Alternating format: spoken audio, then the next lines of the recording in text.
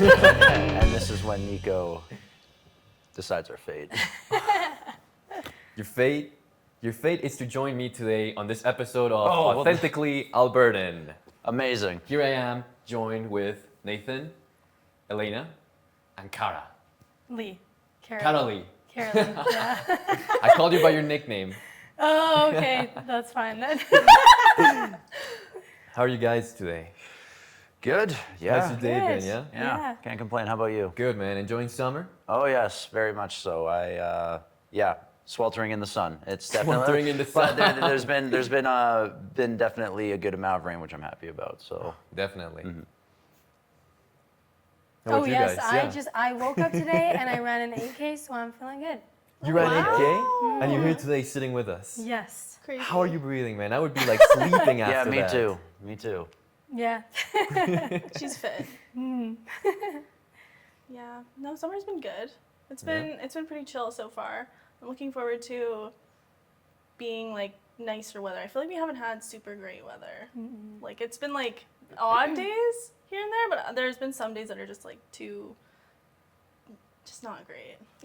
I agree. I have to agree. I bought a car last November with a sunroof, congrats. and I'm like, you know what? Come summer, I'm gonna have that sunroof off 24/7. I've only been having it off like 2 days. Like, where's summer? Where's like sunroof season? This Yeah. is Yeah. this is the worst problem we could ever have. You know, I no agree. sunroof. No summer. No sunroof. Why So, must the sunroof be up? guys, Why must it be up? as Why? actors, as actors, how do we feel about comedy? How do we feel about doing comedy? How do we feel about doing drama? What's the most challenging genre, in your opinion? Interesting. I feel like comedy is, for me, I don't find it too hard because I feel like when I'm more authentic and I'm just being myself and I'm in it, then the comedy just comes in. Like I don't have to try so much. But with horror, I find horror kind of hard because like you just mentally have to put yourself in such a dark place. And it's like, I don't really think for anyone it's an enjoyable thing to put yourself in such a dark place. But the fun part of it and the fun aspect of it is like what comes afterwards in the product. But sometimes when you're putting yourself in that, especially the yelling, I'm like, I always feel like I'm just doing the yelling weird and wrong and bad. But then it comes out and it's fine. But yeah, I think I'd say horror maybe. Like your Yeah. yelling is not authentic. No, it's still authentic. It's just like horror is just like when you put yourself in such a dark place, sometimes it's hard getting out of it. And that's what happens with horror sometimes. So I'd say that's what can make it harder. Yeah. I think for me, it depends. Like if I like comedy, but it has to be scripted for me. So like improv, I'm not great at. I overthink it. What if I told you that there are no questions for this interview? It's all improvised. I mean, that's different though, because it's like not comedy, you know? I don't know. Comedy is fun, but for me it has to be scripted. But I do better with drama, like dramatic pieces, because I think I have more to connect to with that, and I can emotionally find pieces that I can kind of attach to and use in my work, which is, but I mean, it's tough. Like when it's a really intense scene, like Karalee said, you can really get too deep into it and it's hard to pull yourself out. But comedy is also kind of fun just to get out of that space as well. Yeah. Yeah. I personally love doing comedy. Like a lot of the characters I've done for theater have been comedic roles, and just the being able to find the rhythm of a comedic scene, because I don't know if this feels the same for you all, but like when you find that rhythm, that timing of a comedic scene, it's almost like you're playing the instrument well. Yeah. You know, it feels like you've got the flow, and you can hit those comedic timings, and Those like certain there's notes? Those certain notes? yes, yeah, those Yeah. certain notes, and yeah, I really enjoy the process of finding that, and really trying to learn where those places are in a script and scene and working through that. But I do also enjoy doing dramatic pieces. I haven't done them as much, but I did a World War I play at the beginning of this year called Mary's Wedding. Very and good. I saw it. Thank you. Yeah, it was Thank really you. You did a And great job. I really enjoyed that. Like it just the exploration of like a whole character arc in that play, and from like this innocent boy to like a person that dies in war, and the progression of a relationship too. It was just really fun to explore that fully. Gotcha. Yeah. Gotcha. If you guys weren't actors right now, what do you think you'd be doing?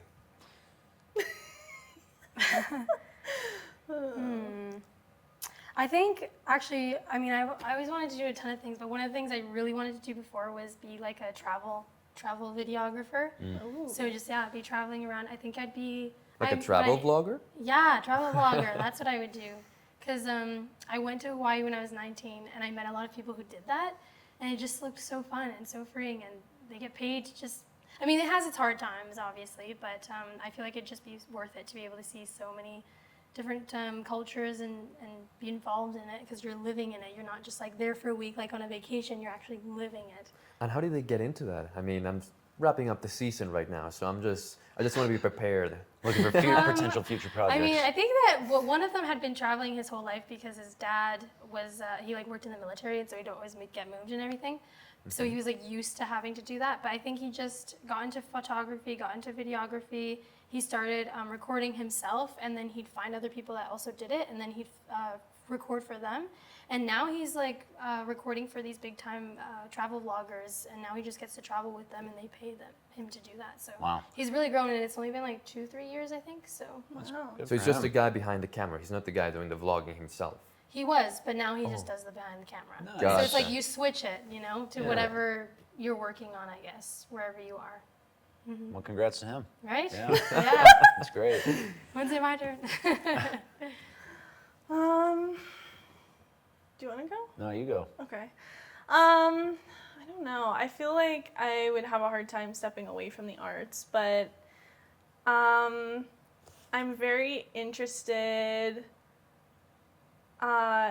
in criminal psychology. So I'd probably do something with that, either become like a criminal psychologist or a forensic psychologist, or maybe like a police officer, maybe? Oh, Yeah. yeah, that's a drastic turn. From actress to police officer? Well, I mean, like I would. I can see this, like the Similar, psychologist yeah. angle to acting. Yeah. I guess like I just like not like a beat cop, but like a detective, like figuring things out. Because I'm a very A like private eye. the traffic operator. traffic. Like, that's what I want to be. I want to be a traffic operator. No, no, I don't know. I'm just like I have a thing for like criminal justice and things like that. So I think I'd probably do something in that realm, because that's my second biggest interest outside of acting. Yeah, it's interesting. Yeah. What about yourself? I had all this time to think about it, and I don't really know what to say. I think probably if I wasn't acting, I would probably right now be working in the service industry in some kind, because that's what I do for my job when I'm not doing acting anyways, just doing bartending, which I really enjoy. I do enjoy doing bartending. I know it's a cliche, bartender and an actor, but that's just kind of, it works though. You know, it's very flexible hours. Yeah. If I had went back to school for something, I'd say probably something to do with science, because I excelled at that in school and I enjoyed it. Yeah. So not sure exactly what I would be. An but astronaut. maybe could not see that. An astronaut. Maybe, I maybe could see you being in space. She just what wants is you that? out What of, does that she mean? just Is wants that you a out of the compliment? planet. Yeah, she's like, get out. She's Get out of like, the I don't want planet. to hear anymore. I can see you being on Mars. That's something that I could really see for you. You know. I can see you being outside in space, not with the spacesuit, just you Alone, floating just there. floating. Yeah. Yeah. You're a superhero, though. You're invincible, like the show. Oh yeah, that was a good show. Good show. But What yeah, got that's you- what I would do. What got you guys started on this career? Oh. You guys start this time. I've What been starting. inspired you for the first time? Okay. So I was a really big fan. My family and I were really big fans of Heartland, and we'd watch that every Sunday when I was growing up. And I eventually met the lead actress, Amber Marshall, when we went to Spruce Meadows because she was there for horse jumping and stuff. And I talked to her and she was super nice. And I kind of was like, I want to be like her. And then I was looking into what she does, like acting. And I've always been a very imaginative child and kind of creating my own worlds and like being different characters. And I didn't really realize what that was until I got older. And I was like, oh, acting. And like I took a class and I kind of fell in love with it. And I was like, oh, I'm actually okay at it. And then I just decided that was for me. And I just went for it. And now I can't live without it. It's like part of me. So, Yeah, it's your career. yeah. You can go, Nate. Okay, sure. Yeah, I did my first play in grade 8, and it was a one-act comedy where I did a ridiculously horrible French accent. Oh, And- no. How insensitive. Yeah, I know. It was terrible. I'm sure French people that listened to it were probably horribly offended. Yeah, and then I did another terrible one-act comedy where I had to put on a terrible English accent in grade 9. But my true inspiration came in grade 10 with doing the production of Into the Woods, which I played the wolf for. Because there was this one guy in my drama class in grade 10, and he didn't seem like the type of guy that, at least for me, this is definitely was assuming I didn't know him very well, but he seemed like the type of guy that didn't take drama very seriously and was in drama for like the credits or whatever. And we were doing a student production in Bishop O'Byrne. We did the main stages, as you know, Nico, and it was student run, and all the directors for my grade 10 main stage were Into the Woods. So it was me and 2 others, and this person was cast as young Scrooge because we were doing like a Christmas Carol spinoff. And he was actually a really good actor. I was like, wow, this really great. Like, You pulled off being cranky. yeah, he did really great, and like he just felt more present than like, and was taking it more seriously than I thought he would. And then one day he was like, you know what, I don't want to do this anymore, and he walked off stage. I was like, oh, that's unfortunate. And then a couple days later, this guy comes to see Into the Woods by himself, and this is not the type of guy that comes off as the type of guy that would come and watch a High School Musical by himself. But after that, he texted our directors, the other 2 directors, and said that he was really inspired by what we did and really wanted us to reconsider putting him back in the play as young Scrooge. And then he went back and did young Scrooge. We put him back in as young Scrooge, and he did great. And I was like, that's when I was like, wow, this is the power of this sort of medium, and that's what I want to do with it, is like inspire people to reflect on themselves through creating art. That was a very wordy explanation. No, but that's Yeah, good. that's super We good, love yeah. stories here in the show. We love storytelling, and it's always such a pleasure to hear someone with such a, like, you don't imagine it. You don't imagine it where people get their passion from, and just hearing about it. Yeah. It's unique. It makes you, like, stand out in a crowd, and it's, tells the audience that inspiration can be found everywhere. That Yeah. You shouldn't be so close-minded. You should be always be looking for it. Absolutely. And the one, before Karalee gives her answer, the one thing I'm struggling with right now is trying to say the least I possibly can, because like it's a conscious thing for me. So I'm sorry that the messes things up. We all do that. We all do The, that. We all yeah. do it. Same with the like. Yeah, I've been working on that too. Okay. Yeah, something Yeah. like that. Yeah. Anyway. Okay, I'll go. Well, I had graduated high school. I had no idea what I wanted to do with my life. I was really like, I have no clue because I hate school. And then I I always have loved films, like I've always loved them, but I never really thought about it. And then I started watching The Office, and The Office is a big reason as to why I became an actor, because I was going through a really hard time mentally, and anytime I was just like in a dark place, I'd immediately put on The Office, and I'd feel better, and I'd feel happier, and I just was in a better mood, and I was in a better place. And so I realized like that's something I want to do for people, where I want to make something where I can, give someone a laugh when they're having a really hard day. They can come home, watch an episode of something, and just feel a lot better. And I think a lot of us do that. We kind of use film and theater and all these arts to, distract us from the tough times in our lives. And some people can say distractions are bad, but I think that they're important, that we need them in order for us to keep going. And I think when I look back, movies have always inspired me to do things with my life. They've always inspired me to want to travel, adventure, do all these things. And so, I realized this is something I want to give to other people, and it's done so much for me. That show had done a lot for me, and I was like, I want to do that for other people. So that's why I got into acting. Awesome. On a related note, are there any actors who inspired you when getting into acting? Someone you looked up to? Like a celebrity or like someone we personally know? Can be both. Yeah.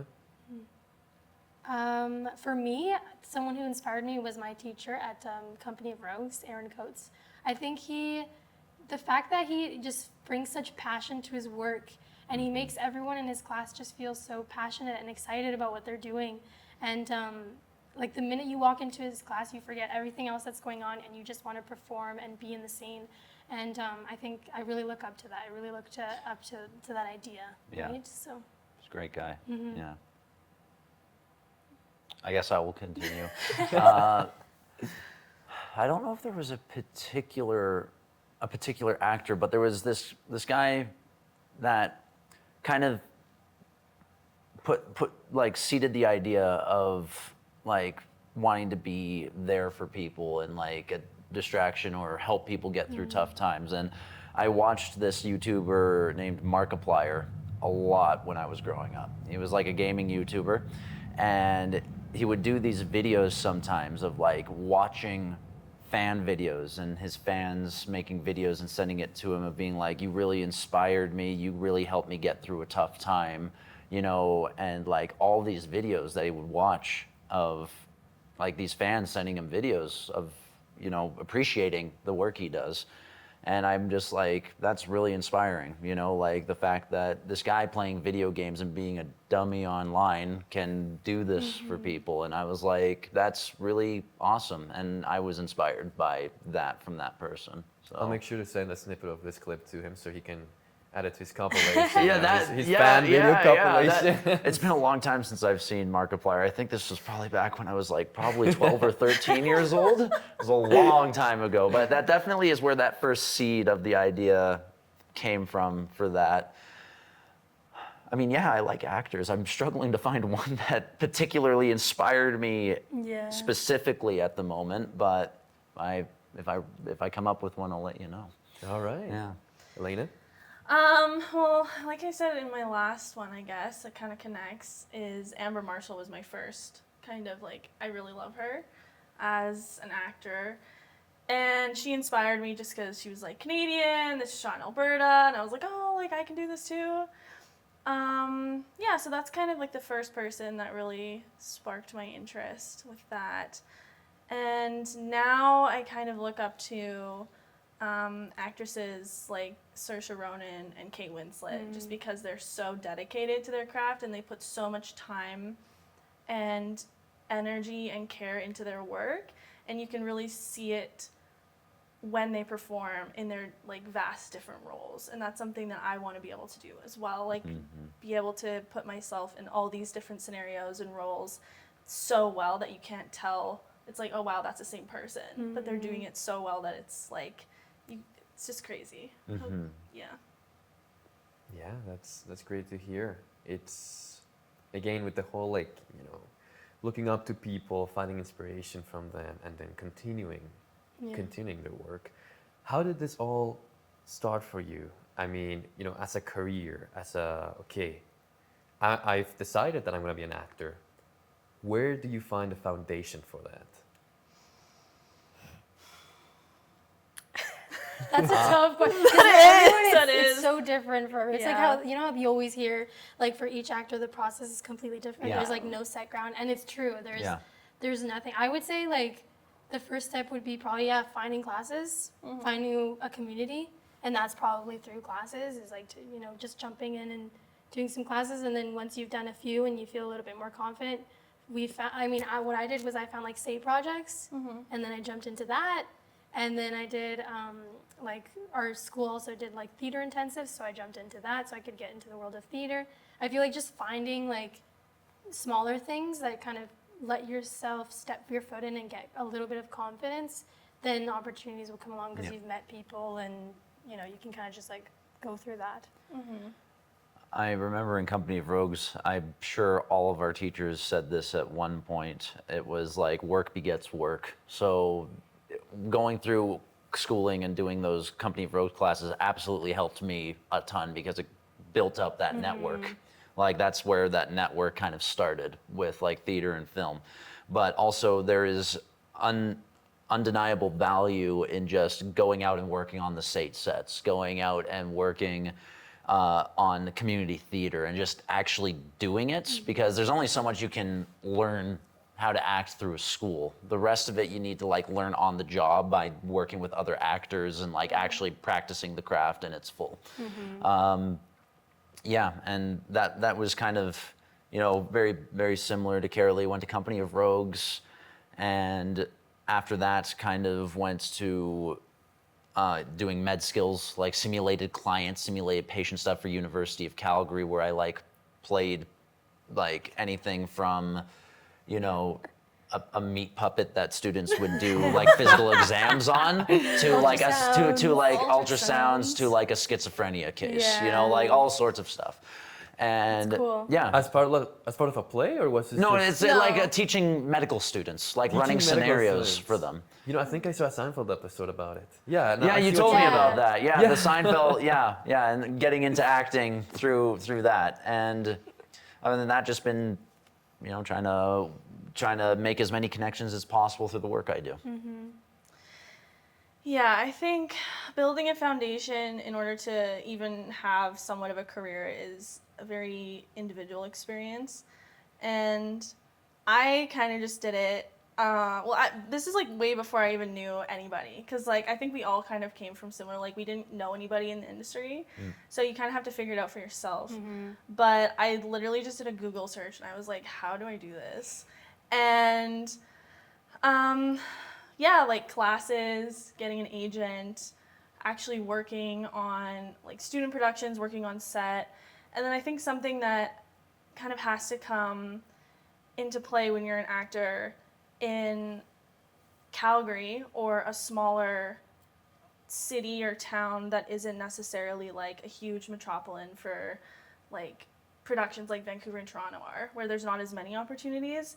I think the biggest thing is making your own work and like getting to know people that way. So then kind of going into writing, producing, directing, and then that's also how you can meet people. And then if you do like a short film and do like the circuits and then meet people that way. But yeah, it is a lot about connections, and like you're not going to be handed an opportunity on a platter. So you kind of have to make those for yourself. And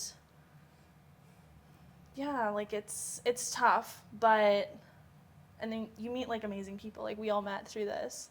And I think that's something that's really important. As long as you're doing what you love, and you can find ways to make a career out of it. It might not pay the bills, but it might one day. So Someday. But it we is hope. building. We all hope for that. Hire us, is. please. yeah. It is building a repertoire. It is building a portfolio, and you see that a lot with creative works. An artist, a painter, needs to have a reference book. Yes. A gallery that he can point out and say, this is the type of art that I showcase, that I can perform. And it's best to start out wanting to do everything, because that way you really explore yourself, but you also explore the limits of what you can do and the different areas that you can undertake, and prepare yourself to, again, obtain these paying gigs through working on different genres, through getting different roles, through really challenging yourself and putting your best work out there on that portfolio. Very well Yeah. said. Moving on to Company of Rogues, which am I wrong, or did you all study there? We all studied we all there, did. yeah. How Yeah. was the acceptance process into Company of Rogues? Was there an audition? How did people get there? There is like they have prerequisite There you go. courses. Requisites. And you take those first, and then usually if you want to get into the master class, which is what Nathan did, was you have to do an audition. But if you just want to come in for classes, you have to do those first two, and then you can just go on from there and take whatever you want. So it's pretty they're pretty easy to get in. They're really open. The process isn't hard. I think the teachers are great, and yeah, it's a good school. What types of classes does it offer? Well, they have film. They have like film and TV is like basically learning auditions. So he'll give you a scene every week from like a movie or a play or whatever, and you go through it in audition. And then they have like what is the other one? It's called They do scene study. Scene Study. Meisner. And Meisner. Yeah. In the scene study, they have like different things they do, so Shakespeare, improvisation, things like that. So you get a lot of range, and they have screenwriting classes as well, playwriting classes. They have voice work, voice and movement. So yeah, you can learn a lot of what you would need for an actor in that school, which is really nice Yeah. because it's affordable too compared to some uni programs and things like that. Yeah. Yeah. And you took the master class. Yeah. Why is it called a master class? I think it was just called the master class because that's, You're gonna be a master. I guess so. We're not It masters, trained we me. didn't It take it. trained me. We're still amateurs, Yeah. like, fuck it. I mean, the master class got me set on a very good path when I ended it. I'm nowhere near close to a master. I don't think there's really a way to master this craft. You just kind of keep learning. But like, I don't know why. I guess it's like, how schools call like their grand program, the master class, the conservatory. I don't know. It's a like, 2-year program. Yeah, it's a though. 2-year so program. anything else would be like 6 weeks to 10 weeks. Yeah. But this is 2 years. very and intense. it's very intense. It's like 5 days a week, 5 classes a week, all acting, and it includes that film class, the scene study class, the Meisner class, and usually maybe a second scene study class or a voice and movement of some kind.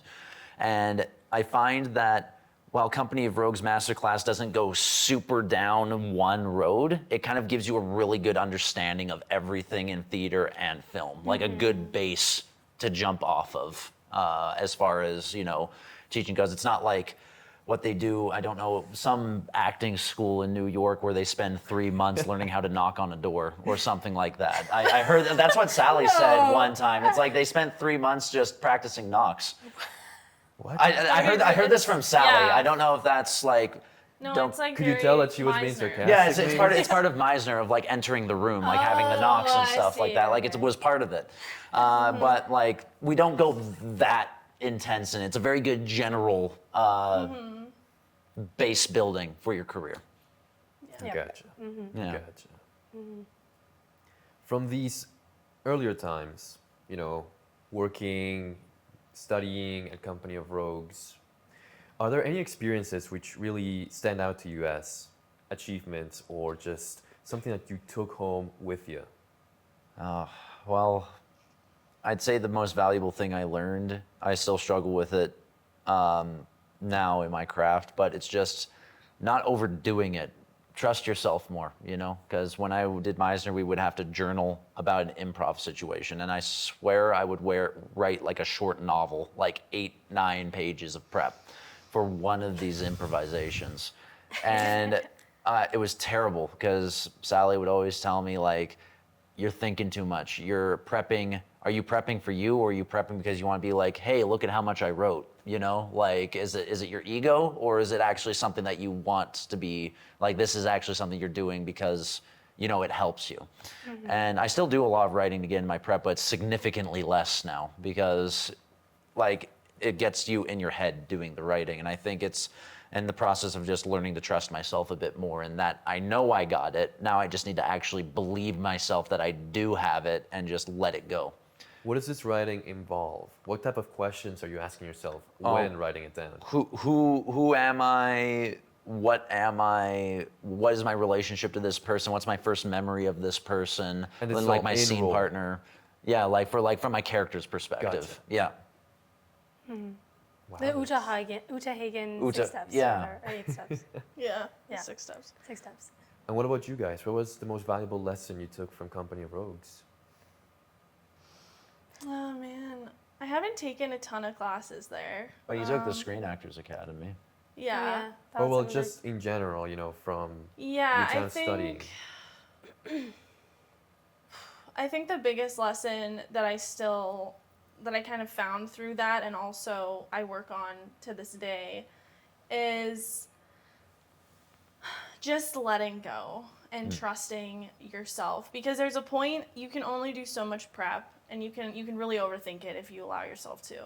And I think finding that balance for your own person, like yourself, to be like, some people don't need like a lot of prep at all. Some people need like a ton, and it's finding where you sit and then just going and doing the role or the scene and just letting it happen. And I think instead of thinking in the moment, okay, I planned this, I planned that, I'm going to say it this way or whatever, it's just letting yourself fall into the moment and just letting it take you, and like trusting yourself. That's the biggest thing, is trusting yourself and being able to be confident enough that it's like, okay, maybe this, I shouldn't care if this person or that person doesn't like it. It's about like the moment, and learning that and actually fulfilling that and doing that is really difficult. But once you find that, it's like, it's so magical. And I think that's the biggest thing, is like that journey of like being so insecure and like, oh, am I doing this right? I'm like, am I good? To now just being like, okay, I'm here, I'm doing it, whatever, let it go.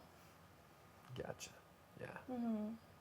So a lot Very of it is good. just, That's really relatable. not taking your, I don't want to say not taking yourself as seriously, because it is your career. You should always take it seriously. But it's more of understanding where that rawness of emotion comes from, and knowing that it's not perfect. Emotions aren't perfect. There is no way to get the perfect scream, the perfect facial feature, Yeah. Yeah. the Yeah. perfect like tone for this line or whatever. Exactly. Yes, agreed. Yeah. I think my biggest, because I really, really struggled with this too, was that vulnerability is courage. And I think a lot of us we think vulnerability is weakness, or at least I used to think that.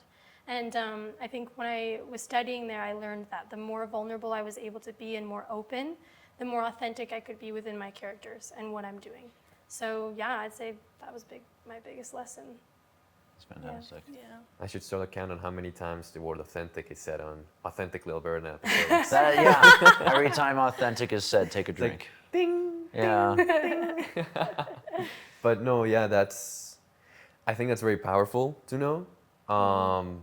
When you say this vulnerability, do you mean like to your own raw emotion, that, to showcase really what you're feeling in the moment, what the character is feeling, to be able to demonstrate that? Is that what you mean when you say vulnerability? Yeah, I think the vulnerability is like coming to an understanding that like you're imperfect and that's okay. You have flaws and that's okay. Whatever emotion you're going through in that scene, I think if you're afraid of what people are thinking around you, like, especially when you're on set, for example, like what's the director going to think of me? What is, the other crew going to think of me, the other actor? But if you really sit in being okay with that, okay with the judgment, then you're actually able to play much more, and you have more freedom to feel the impulses, to feel the responses and the emotion within the two characters, if that's within the scene. And yeah. When it comes to dealing with criticism, from directors, from producers, what I want to know is, how do you guys take in feedback? How do you like reflect on it, react to it? As actors, how are you taught to react or to take it, and whether either apply it or maybe improve that feedback on something that feels really natural to yourself? Right.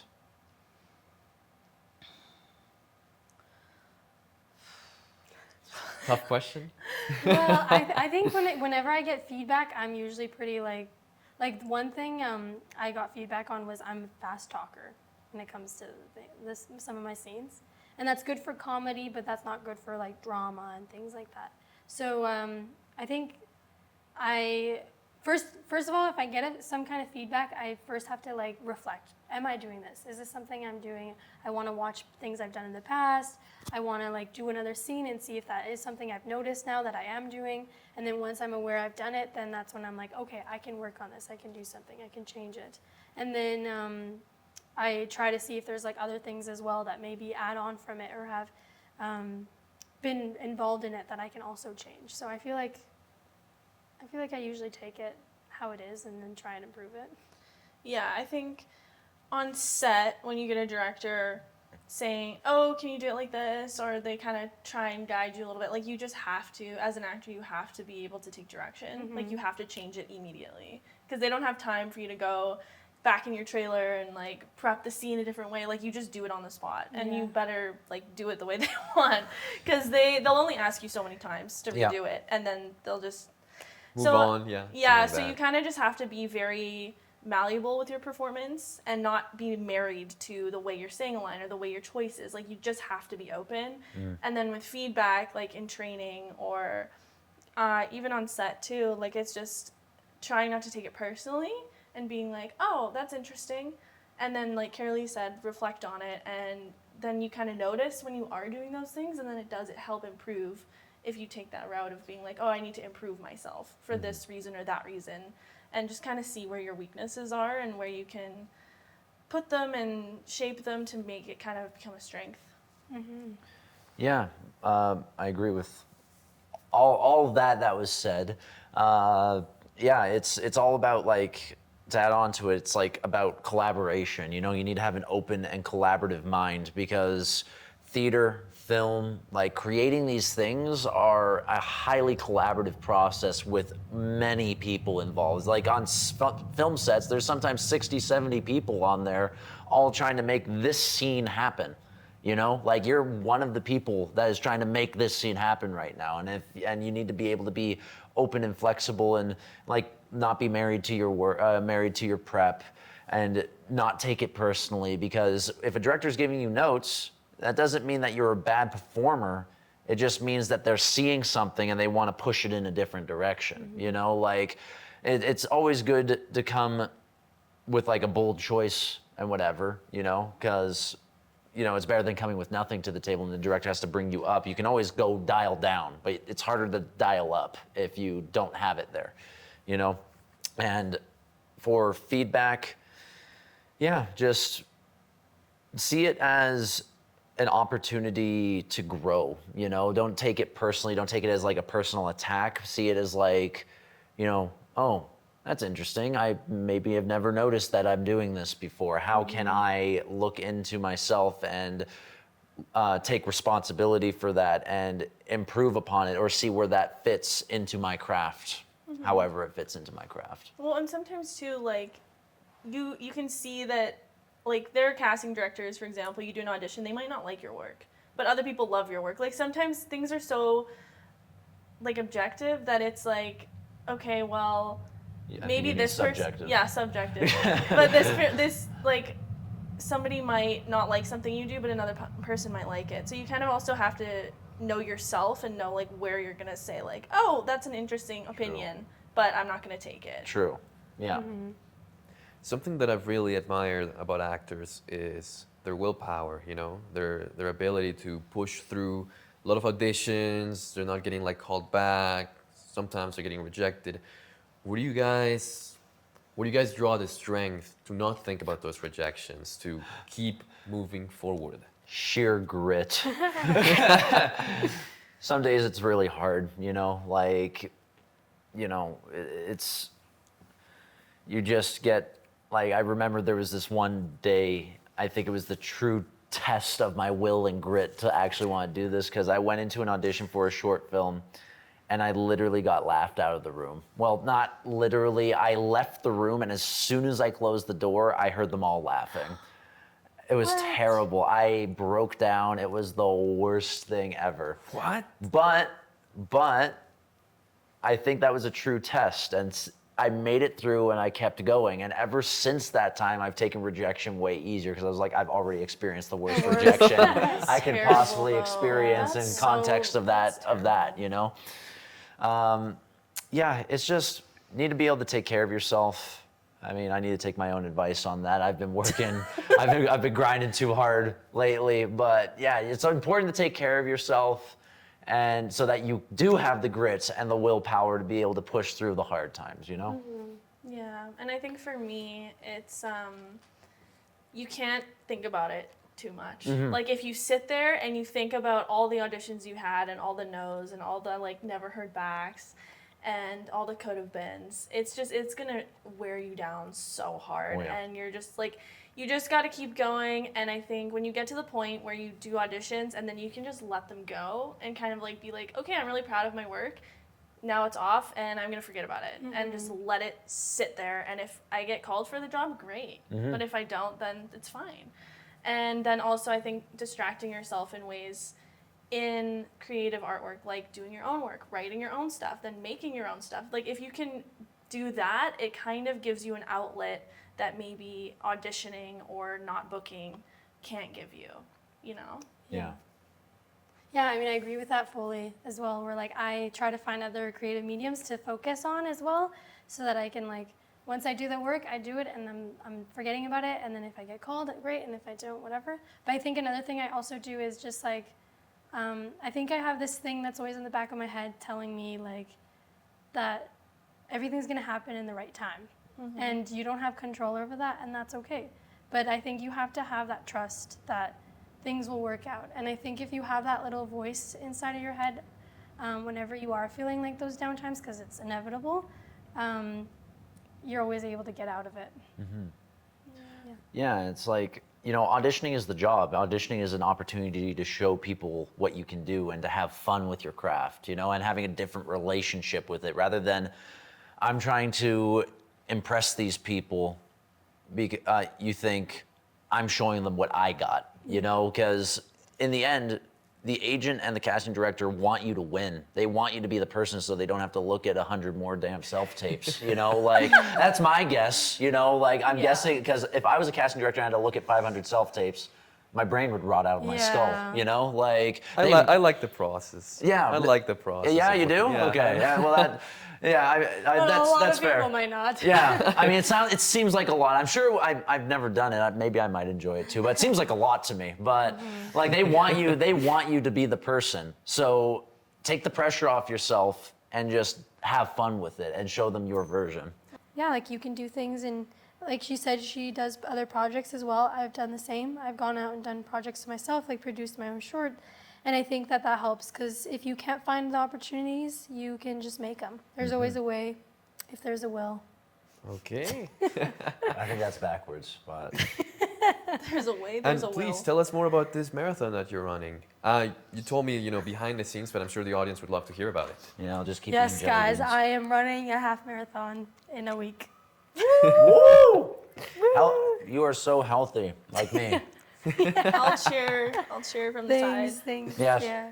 Oh, come out to the Stampede too. I'll be in the parade, In the parade? Ooh, Come to the Stampede. representing my culture. I saw What will your you be doing in dress. the Oh my parade? gosh, so pretty. I'm dancing folkloric Mexican dance. Okay, so that's something else that you keep your mind to. Yeah, like Just other not to kinds think of hobbies. about acting all the Yeah. time.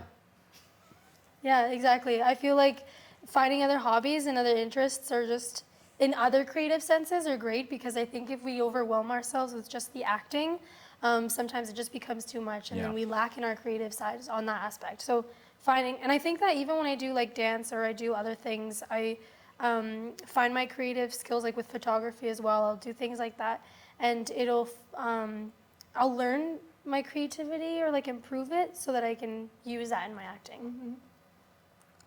Yeah. Gotcha. And now, you know, we've talked about where you guys started, where you guys studied.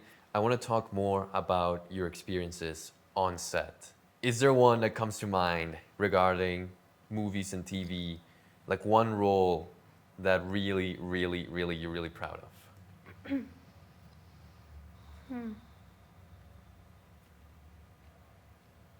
One that I did in the past, I was able to get a principal role on Fargo season 5 when it came here. And I was like a desk cop named Pete, and I had 2 one-on-one scenes with Lamorne Morris, which was really fun. And if you don't know Lamorne Morris, I think his biggest thing is playing Winston in New Girl. And I got to hang out with him all day and just talk to him all day. And it was a really fun experience because everyone was so kind, and like Lamorne and everyone treated me like an equal. Like I felt like an equal to Lamorne when I was doing my scene with him. He didn't like feel like or talk like he was this. And this is the type of guy that brought like an assistant from LA with him that sat beside him in the green room. Like he's like, you know, up there, you know? But we talked with each other and we were just, you know, hanging out, and it was great. Like I learned a lot. I asked him a lot of questions about what it's like to be at that level, and it was really interesting because he said that he still like loves the craft and everything, but it was the expectation that he struggles with, you know, like the expectation placed upon him because he went from New Girl and now he's like, New Girl was a really huge show, right? And now he's got to do more. And I guess it's just the expectation that might be placed upon him by his friends, his peers, his agent, his manager, whoever, you know? And like, that's the part that he told me that he struggles with a bit. Sorry if you see this and I just exposed your insecurities. Sorry, Lamorne. Don't hate me. Love you. Hi. Yeah, and working on Shutterpunk, first ever lead in a feature film with Karalee. So that's really fun. That's still in process though. That's a really fun experience though. Yeah. Yeah. Anyway, I've talked enough. Y'all talk about your experiences. I guess I have 2. So my very first time I was ever on like legit set, and I was playing a lead in an episode, and just, you know, going from training and thinking about it and then to actually doing it, and just the learning experience, and also holding my own when I was very new at the whole thing. And the role, like I connected with it, and just working on a set, that was just so fun and inspiring. And it's interesting seeing all the behind the scenes things of how they make these shots happen and what goes into it. So yeah, that was for my very first time. That was super special for me. And then most recently, I did. It was a proof of concept, but it was like I was on set and we did this pretty long scene, and I just felt so connected and so in it, and so like I just felt like it was really happening. And that role, I hadn't gotten to play a role like that before. But being able to connect to that and actually do that and like prove it to myself was really, it's just one of those things that I was like, wow, I really can do this. Like, this is really fun, and I'm glad that I'm here right now. Like, this is what I signed up for. Yeah, This is what it's all about. Literally. Yeah. Really. So, I don't know. Yeah. That's great. That's mine. I mean, Shutterpunk has been great for me. Like, I think because it's my first feature, I'm really excited with it. And I also think because I always talk about how I loved when we were in LA, because it was like the first time I've ever been on a trip where it just felt like so relaxed, and we were just like no drama, we were just hanging out. And even though it was like a job, it literally felt like a vacation because it was just so fun to be doing what we love and also be like traveling at the same time. Really fun. So I think that was a great experience. But I also, in the short that I produced, there's this scene where it's a really, really dark scene where I'm like breaking down and everything. And that scene really stuck with me because I've never felt that kind of feeling ever. And it was just really like it wasn't great to be feeling it, but the aftermath of it and like being able to experience that and feel like I was able to represent that feeling was just super cool, because I'm like, it's just cool to be able to show to other people that you can reach those levels of also understanding that other people have gone through that kind of emotion before, because she's going through the emotions of having lost someone, and I don't think I've had any experience with having lost someone very close to me. So being able to find that and showcase that was very meaningful for me to be able to have that moment. So I think I'm pretty happy that I was able to reach that. I want to actually touch on Shutterpunk if it's not like, breaking NDA for you I guys don't or think so. As yeah, long as like we no don't plot details, expose no the plot whole thing. details, no spoilers. Really, really, really Sorry, wanna. Could you give me a synopsis of what the project is? Yeah. It's about these two punks that live in some farm town in Washington State. Joey and why do I forget your character's name? Jesus Christ. Uh-oh. What's your? I'm forgetting too. Oh my God. It's Valentina, I think. Val. Val. Yes. So I was good like, God. it's How either does this Valeria or happen? Valentina. It was You guys are like, no, we're taking everything we can get. We're getting all, we're not getting any roles, and now you can't You know remember what, the I'm name. blanking because I knew it was Val, but I was like, I'm embarrassed if I say Valentina and it's actually Valeria. And I chose the name. Like I chose the character name. Because he gave me freedom because it wasn't supposed to be originally a Latina. And it was going to be like someone completely different. But they didn't work out for the project, so he asked me to be a part of it. And he asked me to like bring in my authenticity of like Latin background with it. So he's like, yeah, you could name her, and I thought of that, and I blanked out on it. So that's great. That's okay.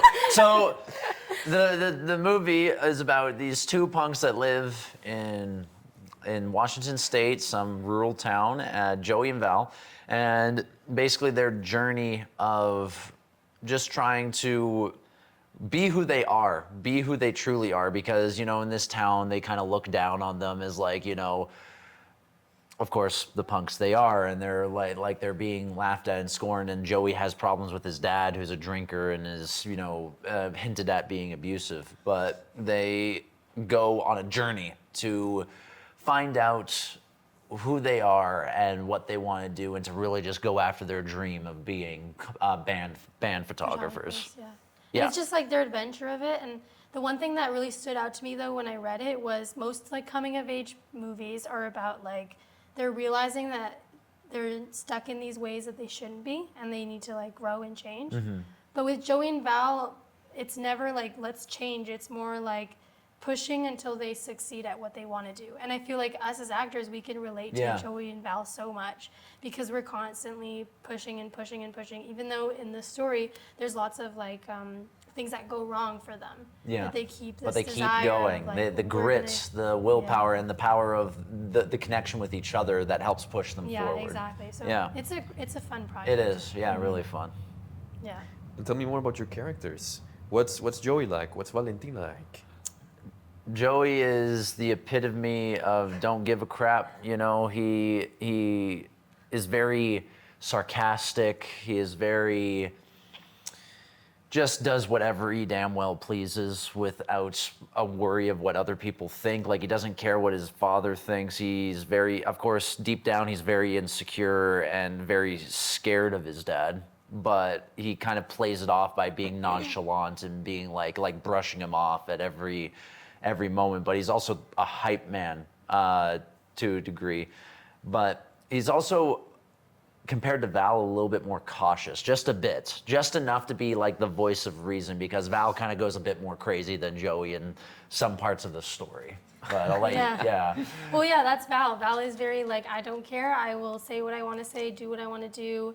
And she knows that Joey kind of has this like insecure side to him, and so she likes to poke fun at it. But that's just because they've known each other for so long. And I think she has like her faults in herself that she doesn't believe. Like she just also is kind of insecure, but she hides it with her like fierceness and boldness. So I think she's just better at like saying we're gonna go do this. Because I think throughout the story, even like Val is very like, we can keep going, we can keep going, we can keep going. But then you have to come out and kind of help me in my low times. Yeah. So I think that the character's dynamic is just a lot of fun to play with because they both lean on each other a lot. And I think even in acting, like when I'm acting with Nathan, I feel like as Karalee and Nathan, I feel like I lean on you a lot for the scenes and stuff like that. like that. Likewise, it's like this just how it goes. You're with each other's scene partners, and like we feed off each other's energy, and like even for the characters, like we support each other's energy, and it's great. Yeah. Yeah. There's actually a funny experience. had to be in a rave. No, not a rave. Well, it is a rave, but it was more of a mosh for Yeah. like punk moshing in LA. And Nate just kept going in, and he Oh, kept yeah. getting smashed and hit. I was just trying to get, because Austin was like, we need you to mosh. So I went in and I was just moshing while it was so bad at the beginning because I was just trying to mosh and nobody was moshing with me. It was so awkward. And he's the only, it was Wait, so- wait, he's the only white guy, and he's like hold on. 6 And feet. what do you mean nobody was moshing? Well, they with you? were. It was. Like, I weren't they just like? don't think it was the vibe of the band, but it started to pick up with Yeah. as the Like, as 'cause the there was- But later this is an bands. actual mosh An pit. actual Yeah. show, yeah. An actual show. So it's Yeah. not like hired extras or anything No, like that. no. You went to an actual show to shoot. Yeah, the there's movie. probably Yes. something wrong with doing that, but we did it. We did it. It's Well, fine. it's in the movie. But anyways, Yeah. there's this scene, and he's supposed to be moshing, and it's just the best thing ever. And I tried to get in it myself. And I've been in like moshes, but nothing like this. Like they're hitting you. And I ended up on the floor at one point, and they Yeah. reach for you, and they pick you up, but then they push you right back, and it's really hard to get out I of. love the moshing because it's so fun because they're so kind yet violent with each other. Like they push each other and like elbow each other. But if you fall down, there's like 5 people going to grab you to bring you back up. Would you you know? consider this method acting? Yes. I guess so. I Yeah, feel yeah. like that was a great I almost experience for lost. both I of us. almost lost my phone Yes. that night. did. It would have been horrendous Really if bad. I did, but Yeah. fortunately, it We slid found right it. to the security guard. Yeah, we So, found yeah. It was an adventure. It was really fun was, to yeah. film. And I think it was great for us to be in the world of what it is to be punk. Like Yeah. we met real punks. We met what the environment actually looks like. So Yeah. it really helped us in our character work. Yeah, I can't wait to see it. I can't wait to see gonna you be getting fun. pushed around Yeah. in the mosh He'll pit. stand out. He really stands out in that crowd. He's the only white guy. Yeah, we went to it was like specifically all the bands were like Latin. Latin like metal and Latin punk metal. and Yes. death. And it's huge in the Latin world. Yeah, and it was freaking awesome Yeah. music. Like They were really yeah, good. Yeah. it was funny. Mm-hmm. Anything else? Any other experiences from filming? How was LA like? Was it your first time in LA? It was for me, not for you. No, though. not for me. Yeah, but it was great. I thought filming there was super fun. We did this one beach scene, and it was it's the ending scene, and it's a really nice scene between Joey and Val because it just really shows their friendship, and I think it was a lot of fun to film that Yeah. scene. I really enjoyed that Me one. too. Yeah. And then we did some other like fight scenes, but I don't know, we did this one, we were just kind of walking around LA, like downtown LA in our whole like dressing. And I honestly thought like we'd get some kind of judgment, but everyone loved our outfits. Yeah. They were genuinely like, you guys are cool Yeah. people. Wow. We I had love like your my look." spiked hair. I looked ridiculous, eyeliner and everything. Yeah. People were like, "You They rock." loved it. Wow. Yeah, they did not That's look cool. at us weird, and we were worried about that, but like, Yeah. Some we guys got can our pull off judgment. eyeliner. Yeah. I mean, I've pulled They can eyeliner. pull I've off. pulled eyeliner before. I mean, yeah. I look kind of scary with eyeliner because I don't know. I think it's my brows, but like they're a bit intense. You know, I can give a very No, it's intense great. smolder. I got told I look like Jack Sparrow with eyeliner. Oh, I could see that. Yeah, I could see that. absolutely. Yeah. But yeah, it's great to hear that you've had an experience there, a new experience for yourself, Mm-hmm. new experience for you as well. I mean, you've been to LA, but never to Film, shoot a movie, yeah. never to Yeah. film. Yeah, it's So that's really amazing fun. to hear. Yeah, Yeah, thank you. it was Yeah. a lot of fun. Excited And to see it. when can we see this movie? Where can we see this movie? Oh God, I don't think that's something we can give an accurate timeline Yeah, we on had at the a- moment. We had a production deadline, and we were gonna because he's planning on submitting it to festivals. But I think that there's been unfortunately there's been some issues with the filmmaking, like it always happens in movies, right? Like there's always something. Sometimes movies take a lot longer to make than you expect. So we're right now on pause, but we're supposed to start filming back up again soon. Yeah. So we're just waiting to see when we're called back in. But we're almost done. I So think it we've hasn't got, been like- wrapped. No. Not yet. Okay, so no. you're filming it part by part. Yeah. Yes. At the yeah. moment. Yeah. Yeah, that's how it Okay. works. Because each, like, there's lots of scenes that are based in different places. Like, we filmed in Stettler, we filmed in Ponoka, and then we filmed in LA. And I think we're planning on filming here in Edmonton as well. Okay. So we're kind of, like, it's kind of being filmed. Why Edmonton? I think there was, like, a band over in Edmonton and, like, a bar that we were going to go to shoot Gotcha. And then, or here in Calgary, there's also like a raceway that we were gonna go to because there's like a car scene. Anyways, so Because I was we gonna don't say, have you know, if you want Alberta, better to shoot in Calgary than in Edmonton. Much prettier city. True. Yeah. It's true. Sorry, Edmonton. I'm not. JK, you're great. Yeah, so we'll see. We'll see when it comes out, but it'll be soon. As actors, do you guys prefer play like theater or film and television? Ooh, that's a good question for you. Yeah. I mean, I like them both. Like it's like they are different, but they're all the same, really, in essence. Like there's the craft of actually being vulnerable and being in character. It's just how much you need to show for the different mediums. I heard this one great analogy or metaphor for it that I learned when I took a class at 6 Degrees with Christian Gutzes. Is that how you pronounce his last name? I don't know. Yeah, I think so. I don't know who that is. And he's like, in theater you need to show the apple tree, in film you need to show the apple, in VO you need to show the apple seed. So it's all the same thing. You just need to show different degrees of physicality and like levels. Because, you know, in theater you need to play for the back of the house. In film you need to play for that thing right there. And in VO you need to play for something that's right in front of your face. So even a tiny change in your vocal intonation can give off a different emotion, you know? And I'd say I like them. I like them both. I've done more theater. I don't think I've done enough film to really draw a conclusion on that yet. I'd say with film there's a lot more waiting around, which is fine. You know, like the nice thing about theater is that you go into rehearsals and you're Yeah. doing it every day you're there. And you're doing it the entire time or most of the time. And then you get into plays and you just run them, done.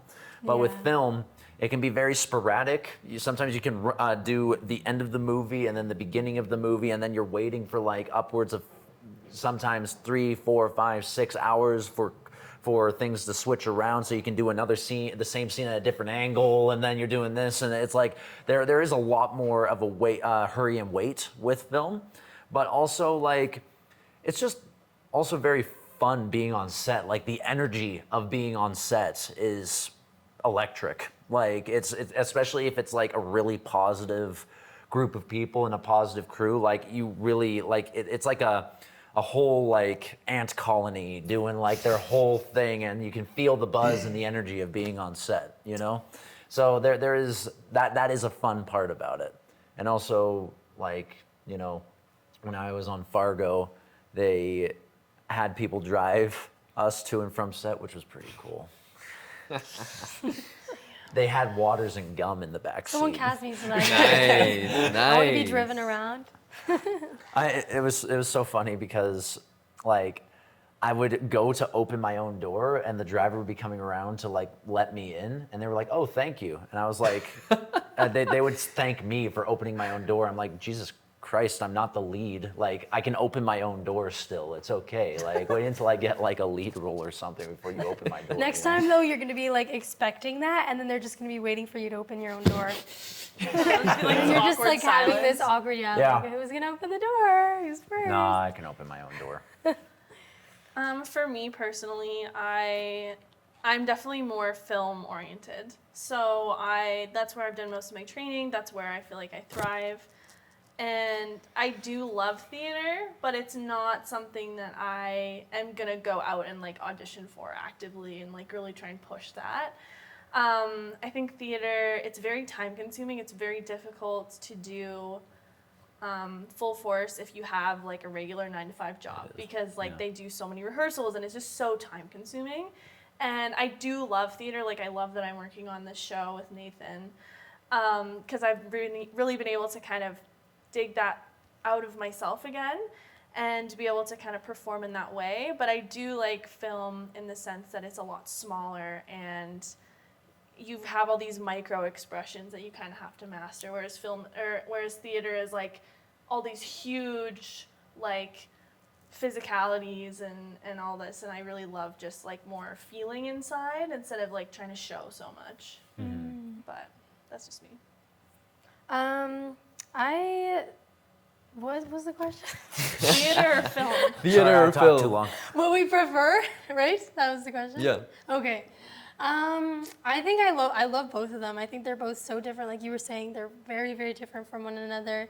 When it comes to theater, the fun part about it is that you're just on it, you're doing it, and then when you're up there, you're just in it for like an hour, and then you're good. Like it's just so much fun because you're just feeding off of one another, go and go. And then like film, it's a lot of pause and go. But I like that too because I'm a very visual person, so I love just being a part of the process of like getting those close-ups and finding the different ways of these like cinematically how we're going to be able to tell that story. I love watching that and seeing how they do that. And it's also a nice opportunity to be able to do a take over and over again because I find each time you find something new, and that's the fun thing about film is like being able to do the takes over and over again because then some are so like it's even if it's like a minimal difference, it's still so big on film versus than it would be on theater. Yeah. So I think that's what I really adore about the both of them. Like they're both so different, and the way you act in them is also kind of different because, like, it's true in theater you have to be a bit bigger because, you know, you're performing speaking from to the an back. audience. Yeah. But in film, everything is more kept in. You know, it's in the eyes, it's in the face, it's more emotional, physically. So yeah, it's really fun to play the different dynamics of both. So I enjoy both of them a lot. I would say that in theater, definitely the actors get a whole lot more focus than in film. Because even though the director has the assistant director in film keeping up with all the technicalities and the schedule and such, the director still has to think about the camera work. Yes. And how's it sounding and all that stuff. Whereas in theater, really it is the actors carrying the play. Yeah. You don't have to worry about the different types of shots, Yes. the different types of takes. It's just, I think that's really where an actor shines in theater, because they're given a whole lot more responsibility. In the film, also in the film, there's many takes. In theater, well, You got one. you got one For take. that That's night. about it. So definitely a place where you showcase more of your arsenal, what you've got Yes. prepared for skills and such. Yes. You Yeah, never like, find them. like, what is it in theater? Even like nowadays, like the amount of work that crews and set builders put into like high budget like theater performances is insane. Like Yeah. they have like moving sets and everything But at too, the same which is time, really cool. it's always been popular in theater to have a set where it's just like a chair or Yeah, a table, true. and it's up to the actor to carry that scene, It's to true. really make the audience envision the dining room, the sofa, the police sirens outside. Yes. Yeah. When it comes to theater, when it comes to theater, the actor is creating the world, but when it comes to film, everyone else is creating the world for you to watch. So Gotcha. it's more work to create that world for the actor in theater. Yeah. Yeah. Yeah. All right, guys. What do you think the ideal actor should be? Oh wow. You want to answer A this chameleon. one first? A chameleon. Isn't that a good one though? Yeah, it's because good. it's like you should be adaptable to like the directors you're working with. Yeah. I think also like I feel like as actors we meet people that are just so different because so many of us have such different backgrounds, and it's like yes, we have the thing in common that we want to tell stories, but where we came from is so different. So I think you have to be able to also collaborate with people that are very different with you. And even if you don't necessarily get along, you have to find a way to be like, we're here to tell a story, we're going to find that common ground, and then we're going to create something together with it. So I feel like, yeah, being a chameleon would be like a good reference as to what you should be, an ideal actor. I feel like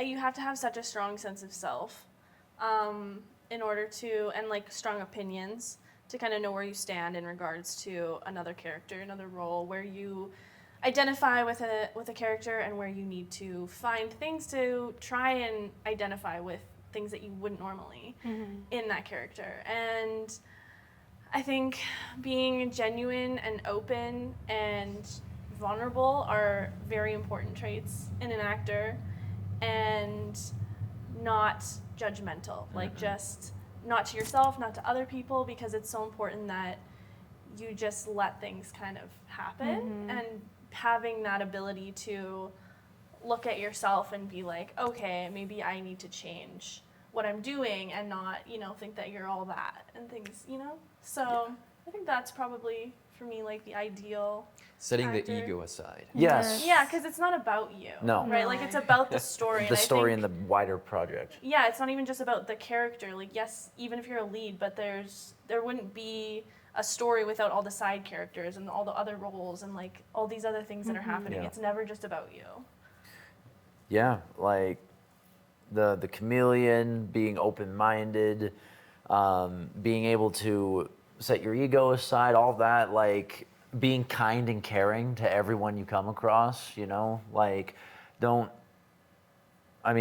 sure, you might be having a bad day, but even if you're having a bad day, do your best to still treat everyone with kindness and respect no matter how you're feeling, because on set, you can't, like acting, you need to feel safe to do your best work.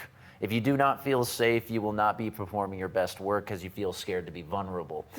And if you can the ideal actor should try and foster a environment of kindness, collaboration, and compassion to really build up a safe and kind space so that everyone can enjoy what they're doing and make an awesome piece of art, which is what we are all there to do when we are doing it: theater, film, voiceover, whatever it is, Also, hopefully, be a good actor too. I do want to flip that question, and I want to ask you, what do you look for in an ideal director? Oh Lord, wow. What do you expect of a director? You know what I love? I love when they make an effort to make a connection with you before you're filming anything. Like if they just get to know you, and also like I feel like some projects they kind of just expect you to come on and do the work, and that's totally fine. But I like it kind of when they have that conversation beforehand where they're like, this is my expectation, this is who I think, what I think of the story, of the character, like a one-on-one, and then I can also kind of tell them what I got from it and what I understood, and then we can kind of come to an idea together of we can collaborate together. Yeah. So I'd say someone who's very collaborative, like they really want to help you bring this character to life, and sometimes they just expect you to just do it and have it happen, but I think when they work with you closely, I think that always feels best, right? Yeah, I agree with that. I think kind of piggybacking off of that, I also love a director who will connect with you and kind of say, this is my expectation, what are your questions, and what are your expectations, and then combining it to like be on the same page. So you kind of know where you are, and before you like even try and step onto set and like do the scene. Like you kind of know what's happening or what the backstory is.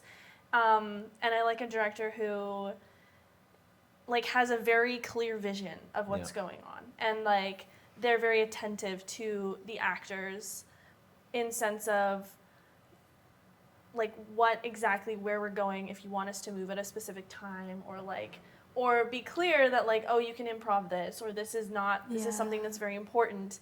But also having that freedom, like I like structure, but also having the freedom to play and not be super, super, like it's gonna be like this. But it's hard for me to work with directors who are very like, oh, just do whatever you want. Yeah, like, it's hard. I'm like, what do you mean? What You does think that you'd mean? want that, but no. Yeah, like it's so, and you're like, I don't know if that's like, is that what you were envisioning? Like, I don't know. Yeah. I'm not you. So, yeah, it can be interesting. But some people like that just to do whatever they want. So, I don't know. Yeah. I got nothing left to say. They said it all. Yeah, that's all pretty much, what I would look for. What about a director who reads lines, Nathan? Would you be cool with a director who reads lines? 'Cause Like I know reads lines too, like. Yeah, what? What do you mean reading by that? lines. So basically, when I went to SAIT to study film school, we were taught not to read lines to the actors when we're directing them. So for example, that means taking your dialogue and telling you, this is how I want you to say it. I'm going like, let's say the dialogue is like, hello there. And I just go, Nathan goes like, hello there. And I'm like, no, Nathan, you're doing it wrong. It's supposed to be, hello there. No, yeah, that I haven't had anything. Like I haven't worked with someone like that before, but that would be atrocious because an actor is hired to do acting. The director is there to guide the vision of the story and like tap the actor in the direction, like kind of tap them on the shoulder to get them to go a little to the right or left. You know, it's not about telling them exactly what to do. You know? I think that also goes to show that if you cast an actor and then you're telling them how to perform, you don't trust them at all. Yeah. So you could like literally pick anybody off the street if you're just gonna like Exactly. teach them like how to say it. It's got to be like inside you. If casting and the producers have done their job, they've got the person for The you. right person. Yeah. You know? Yeah. I think that's also just like a director who like they have this exact vision. Like, I mean, film and anything artistic, a lot of it is collaboration. And that means, like you said, putting trust in that other person. Trusting that you've brought them on and they're going to bring you what you want. And even if it's not exactly what you envisioned, you're okay with that because it's also this person's project as well. So I think that's what we expect from directors is someone who's open to that collaboration and not going to be like super strict and picky about what they exactly want it to look like. Yeah. Quentin Tarantino, you don't want to work with these guys because that's what he does. Quentin Tarantino is famous for reading lines to actors and telling them, "Okay, here's how I envisioned it. Here's how I envisioned the lines." I mean, I think that there's a degree, like you want to be there to take it in the director's vision, and I think I'm sure he's not like exactly like that. Like I think he trusts his actors because that's why he brings them back. But I think it's also just like, this is how I would want you to say it because this is the intention. I don't feel like he's like that's how you have to and word I think by word. Depending on the script too, like if there's a specific line that has to have a very like specific meaning. Way of saying Then it. that's and the then case. it And that's make, like understandable. and in his movies too, like with like the way it is with the culture and the story, like sometimes those characters need to say things, or if they're based on somebody in real life in the past that would say it a certain way, like that makes sense. But if it's like every line, it's like Then okay, that's a lot. Yeah, then you'd be like, okay. It depends on the context. like you know? do it yourself at that point. Yeah. Gotcha. We love you, Quentin Tarantino. Please. Yeah, we do. I want to be in your movie. Speaking of, Hollywood and such, what is your dream collaboration that you like to do with a big actor, with a big director? Lord. Oh my gosh, There's Steven so Spielberg. many. Yeah? Oh my gosh. I would die to be in one of his films. Like I love him so much. He's a genius. He is a genius. I would definitely say that too. Maybe working with like Timothy Chalamet would be pretty cool. He'd be very good to work with. I don't know. He'd be very good to work with. Oh my god. Oh, wow. Yeah, and nice. They're going to be like, yeah, we got to censor that. That was very smooth. Or working with an actor like Tom Hanks. Oh my gosh. That yes. would be amazing. Or Steve Carell. Oh, I would love to my work with dream Steve is Steve Carell so love him bad. so much. Love You know? Steve Oh, Carell. that'd be cool. I would love to work with Taika Waititi. I don't know if you guys know Oh my him. gosh, Oh, he's yeah. so funny. Yeah, I've watched his first movie because he used to be a painter and then he got into writing and then he produced this feature called Boy, and it's basically like a kid growing up in New Zealand, and I just have so much respect for the way he formats his stories because they're funny, they're sad, they're happy at some point, and sometimes you're like depressed. Like there's just so many emotions that you go through in his stories, and he's just so good at it that I would love to have that opportunity to have like just so much range happen in one film. So I really, really respect him as a writer and director. I'd love to work with him. What about an actor? I mean, yeah, Steve Carell. Steve Carell, I yeah. love him so much, so I would love to work with him. A lot of comedic actors that I would respect to and work with would be him. I mean, I love him so much, and you know what? He's not an actor, but I would love to work with him. Conan O'Brien. Yeah. Yeah, he's acted on a few things, but I just feel like he'd be so much fun to work with. And Maybe he's if he just brings his got- show back, you can send him like a clip of this of this episode and be Interview like, me, please. here's how I perform in an interview. Yeah, no, it'd be so fun to work with him. And he just being a part of his like projects where he's just so good at improv. Like even though he's just a talk show host, he's so good at like creating a funny moment and connecting with people and just being authentic with that. authentic. Ding. So yeah. Gotcha. Well, hopefully, with all these projects that Calgary has been getting, with more Hollywood involvement in the area, maybe one of these days, Steven Spielberg, Steve Carell, Taika Waititi can be knocking on your door asking you, hey, Yeah. we need local talent on this scene. One can We hope. One can Yeah. How is that from your perspective? I know Calgary has gone a lot this year with film and TV coming in, but most of the time I've noticed that they bring in their own talent from Hollywood, from Vancouver, from Toronto. Yeah. So, what's your perspective on that as local actors? It's sad. Yeah. Yeah. Like we would love opportunity. And I feel like it's just unfortunate that, because we know there's so many projects coming to Calgary and Alberta, and it's great to see that there's more films being made here and people like this location, because it's a great location. I mean, we have so much range in Alberta, and I mean Canada in general, but I think that it's just unfortunate to see that, there's so many talented people, and I've seen so many talented people to not be able to have the opportunity to be recognized because of where they are. And those projects that are being made here, I feel like they should be hiring more local people so that we can also have a place to Makes it cheaper for your So- production too. You don't have to fly people in. or pay for their, Right? their hotels or like we live Like- here. Yeah. I mean, I guess when you have $1 million budgets, it doesn't really matter at that point, but still. Yeah, I think I agree. I think it's sad, and I think that, just because we're not living or we're born in Hollywood doesn't mean we're not talented and can bring a lot to a character or production. And I think that. I think that that's also just the way that it is, unfortunately, and I don't know that there's much that we can do to change that. Just keep working. Just us. Yeah, but I think also it's like if you're a serious actor, you want to go to like Toronto or Vancouver, like you're gonna have to make your way there, because Calgary is just like it's great. There's things here, but I mean you can only like do so much with like a one-line role every like couple productions. You know what I mean? Yeah. Like if they're not even gonna let us audition for like something with like more than 6 lines, like. Then It's that a doesn't give us an non-starter. opportunity. Don't get me wrong, Calgary is growing, but it's not anywhere near like the level of Toronto or Vancouver. So let me ask you guys this question. Yeah. As actors, do you see yourself staying in Calgary in the future? No.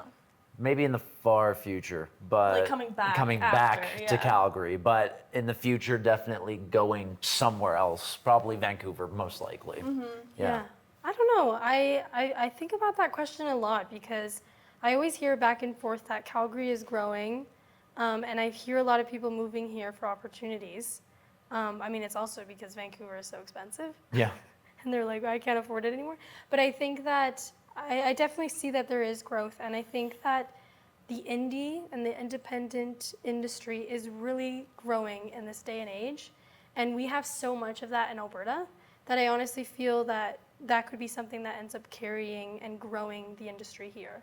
Yeah. I see it. One of them is bound to make an impact. Yeah, Yeah. and I feel like there's going to be like just a few or one big project that's an independent that will really lead people to come here and want to hire locally and see that there is a talent. I would love to go, like I want to go to Vancouver or something and try it out and see what it's like there, but I'm just not sure on like the time frame. Like I feel like there is some hope for Alberta. Yeah. I think agree. so too. I think it's just a little slower than what we Yeah. want it to be, Yeah. just because it takes time. But I think like there's always like the choice of going there and then coming back, Exactly. Yes. or like doing both. I don't know. I mean that might Yeah. be expensive, but You won't believe how many guests we've had on the show who have that same commentary, who have that same idea of, leaving Calgary, doing something big somewhere else, and returning home like Caesar to Rome, crossing the Rubicon. Yeah. But I get what you mean. It's something that's just been happening with the growing population. Many people from different parts of the country are coming here. They're coming here in groups, kind of establishing their own production things, and as well, different aspects of the film industry, like LA, Vancouver, Toronto, are coming here not to hire local talent, but with their own groups, just using the location because it's cheap. Yeah. Yeah, and what is it like? As much as like we may want to move to try our luck somewhere else, I always want to try and bring it back to Calgary. Because I have this dream of someday opening a production studio in Calgary that focuses on local Calgary talent and people and making films and plays, maybe even like music and VO stuff. Like just have a big production studio at some point in my life. This would be like after we go to Vancouver, after we make our best go at this whole acting thing, and using the connections I've made through that to build this production studio in Calgary to hopefully have something that can be left behind in Calgary that can carry on after I'm gone to help boost that and like grow that in Calgary. All right. Yeah. Well, guys, what a pleasure having you here, sharing your opinions about the acting scene, your own methods, your own future productions, the collaborations. It's great to see different entrepreneurs, different artists building themselves up here in the city because, like we've mentioned 1,000 times, the city needs an identity. And the more that we collaborate, the more that we work together, the more we can get to that identity. Before we end the show, however, I do have one final question. Oh. And that's the question that we ask every one of our guests. There is no wrong answer. So here it goes. Okay. If you had one word to describe yourself, which one would it be? Ooh. Okay.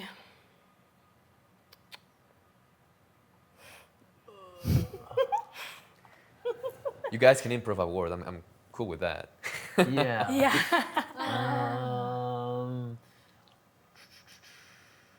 One word. One word. Okay.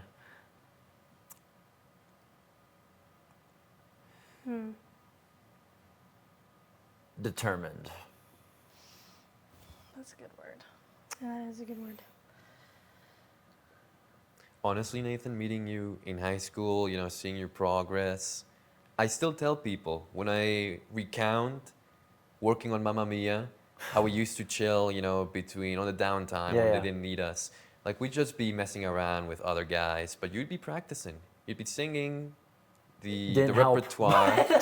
but still, everyone in that room admired that determination, that willpower to just push on through.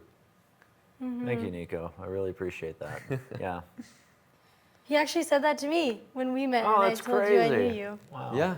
Yeah. Thanks, there you go, Nico. my witness. I really appreciate that. Thank you. Kara, how about yourself? One word to describe yourself. Maybe, I'd say hopeful. I'd say I'm hopeful. Because I feel like there's, like I said before, there's always something in the back of me being like, or maybe trusting, because it's like, I trust that something will happen. That the opportunities come along in the right time, and even if they're not the ones that I expect or whatever, that what I'm aiming for will come to me. Yeah. I would say strong. Yeah. I'm a strong person. Yeah. Yes, Just you are. resilient with everything that life throws at you. Yeah, I've been through a lot, and I think mentally and emotionally I'm pretty strong, and physically probably not, but yeah, and I think that I'm pretty confident that whatever life throws at me, I'll be able to figure it out and deal with it. Yeah. All right. Well, Absolutely. again, guys, thank you for coming onto the show. It was great hearing your stories and Thank you. hearing what plans you have ahead. Yeah, thank you, thanks for Nico. having I us. really Yeah, appreciate thank it. fun. you. Yeah, Yeah. no worries. You're a great interviewer. Yeah. Thank you. Thank you very much. And to you guys, thank you for watching another episode of Authentically Albertan. We'll catch you on the next one. Stay authentic. Bye, guys. Bye. Wait, one word to describe yourself. Man, that's already been done so many times. Fine, 10 You words. had better material. 10